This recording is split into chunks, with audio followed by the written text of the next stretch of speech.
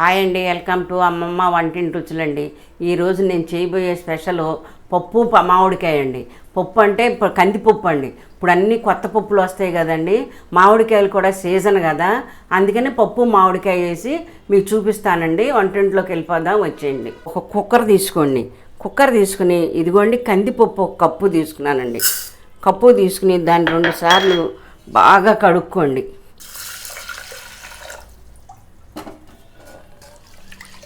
ఇదిగోండి కప్పు కందిపప్పు తీసుకున్నానండి.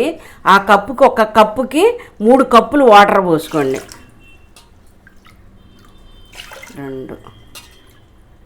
3 కప్పులండి. చిన్న సైజు ఉల్లిపాయ ఒకటి ఇలా సన్నగా కట్ చేసుకొని వేసుకోండి.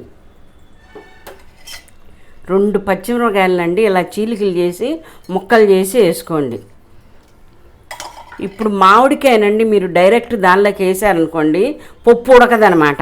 అందుకని ఒక చిన్న గిన్నెలో కానీ అది మళ్ళీ పొంగి దానిలో మాత్రం పడకూడదండి. పడితే ఏమవుతుందంటే ఆ పులుపు నీళ్లు పడి కందిపప్పు ఉడకదు.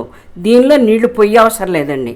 ఇప్పుడన్నా గ్లాసుని ఇలా పెట్టేసుకోండి గ్లాసుని. అప్పుడు ఈ వేడికి ఈ ముక్కలు కూడా బాగా మగ్గిపోతాయండి. 4 విజిల్స్ మాత్రం రానివ్వండి. 4 విజిల్స్ రాకపోతే ఏమవుతుందంటే కందిపప్పు ఉడకదండి మనకి.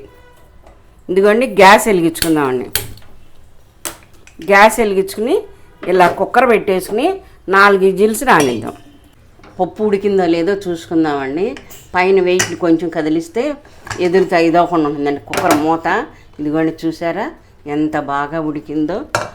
దీనిలోకండి మీరు చూసి మాత్రం మామిడికాయ ముక్కలు పుల్లగా ఉంటాయి కదండి బాగాను, ఆ పులుపు తినేదాన్ని బట్టి మీరు వేసుకోండి ముక్కల్ని. ఇదిగోండి అప్పుడు దీనిలోకి ఉప్పు కారం వేస్తున్నానండి.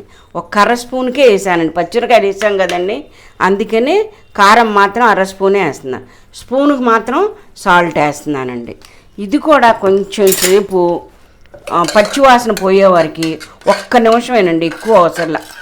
గ్యాస్ వెలిగించుకుని మళ్ళీ ఒక్కసారి పెట్టుకుందామండి. ఇదిగోండి ఊరికే 1 పొంగు రానిస్తే చాలండి.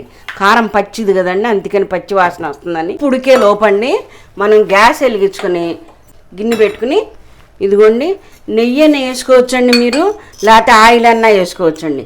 నెయ్యి వేస్తే మంచి టేస్ట్ వస్తుందండి, అందుకని అనమాట. ఇదిగోండి మిరపకాయనండి ఇలా ముక్కలు చేసి వేసుకోండి. 2 కాయలు వేస్తున్నానండి, మిరపకాయలు కూడా అండి. ఆవాలండి, ఆవాలు 1/2 స్పూన్కి, జీలకర్ర కూడా 1/2 స్పూన్కేనండి. దీంట్లో కొండి పప్పు కూరలోకి మాత్రం పప్పుచారులోకి ఇంగు మాత్రం తప్పనిసరిగా వేసుకోవాలండి.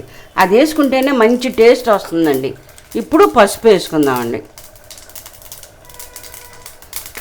పసుపు వేసుకున్నాక ఎల్లుల్లిపాయలనండి ఇదిగోండి ఇలా నలిపేసుకోండి. దీనిలో ఉన్న మంచి స్మెల్ అంతా ఆ నూనెలోకి వచ్చి కూరలోకి వేస్తాం కదండి, కూర కూడా మంచి టేస్ట్ వస్తుందండి. ఇలా నొక్కేసి వేసుకోండి మీరు. కరివేపాకండి 1 రెబ్బ తీసుకున్నానండి. ఈ రెబ్బను కూడా ఇలా ముక్కలుగా చేసుకుని వేసుకోండి. అయిపోయిందండి తాలింపు. ఈ పప్పు కూరను కూడా సర్వింగ్ బౌల్లో తీసుకుందామండి. ఎప్పుడన్నా సరే పప్పు కూర వండుకునేటప్పుడు మరీ చిక్కగా లేకుండా కొంచెం ఇదిగోండి ఇట్లా పలచగా ఉండేటట్టు చూసుకోండి. ఇది సమ్మర్ కాదండి, పప్పు చారులు కానీ పప్పు కూరలు కానీ అలాంటివి తింటేనే, పులుసు కూరలు కానీ బాగుంటుందండి. ఏపుళ్ళు అవి తింటే దాహం అదేసి మనం ఇదవలేనండి ఎండలోకి వెళ్ళినప్పుడు చేసినప్పుడు. ఇదిగోండి రెడీ అయిపోయిందండి. సర్వింగ్ బార్లో తీసేసుకుందాం.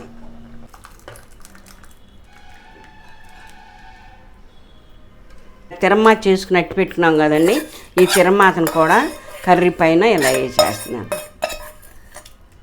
పప్పు మామిడికాయ ఎంత చూడటానికి ఎంత బాగుందనండి. మీరు కూడానండి ఇలాంటి సమ్మర్ టైంలో పప్పులు ఇలాంటివే తినండి. మీరు కూడానండి వేడివేడి అన్నంలో ఈ పప్పు కూర వేసుకుని కొత్త మామిడికాయ పచ్చడే కదండి, ఇప్పుడు ఈ సీజన్ కదండి, కొత్త మామిడికాయ పచ్చడి వేసుకుని వడియాలు, అప్పడాలు, ఊరమిరపకాయలు అన్నీ పెట్టుకొని తింటే ఉంటుందండి టేస్ట్. మీరు ఒక్కసారి ట్రై చేయండి, మీ ఇంట్లో కూడా ట్రై చేసి దాని టేస్ట్ ఎలా ఉంది ఏంటి అన్నది నాకు కామెంట్ చేయండి. నా వీడియోని మీరందరూ షేర్ చేసుకోండి, లైక్స్ కొట్టండి. నా ఛానల్ చూడని వాళ్ళు, కొత్తగా చూసేవాళ్ళు ఉంటే సబ్స్క్రైబ్లు మాత్రం మర్చిపోబాకండి.